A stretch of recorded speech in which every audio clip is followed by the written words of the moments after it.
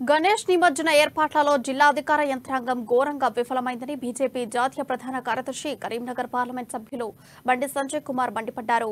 మరికొద్ది గంటల్లో గణేష్ నిమజ్జనం జరగాల్సి ఉన్నప్పటికీ ఇంతవరకు ఏర్పాట్లే పూర్తి చేయలేదని, భక్తులకు కనీస సౌకర్యాలు కల్పించలేదని అన్నారు.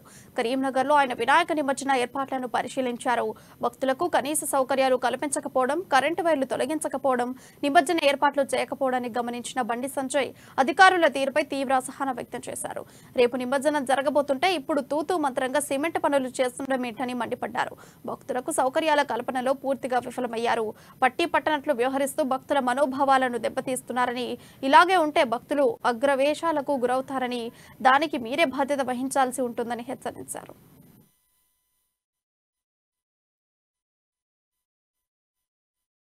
నిమజ్జనోత్సవ కార్యక్రమానికి ఇలా వినాయక చౌక్ వేదిక వద్దకు విఘ్నేశ్వర్ రాబోతున్నారు.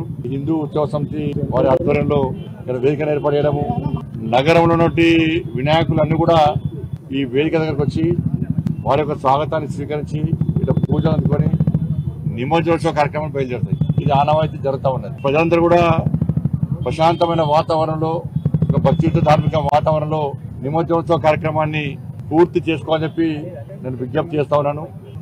ఏ తప్పుడు ప్రచారాలు పుకారు నమ్మకుండా భక్తియుత వాతావరణంలో మనం వినాయక నిమజ్జనోత్సవ కార్యక్రమాన్ని పూర్తి చేసుకోవాల్సిన బాధ్యత, మన పండుగలను మన ప్రశాంతమైన వాతావరణంలో విజయవంతం చేసుకోవాల్సిన బాధ్యత మనందరి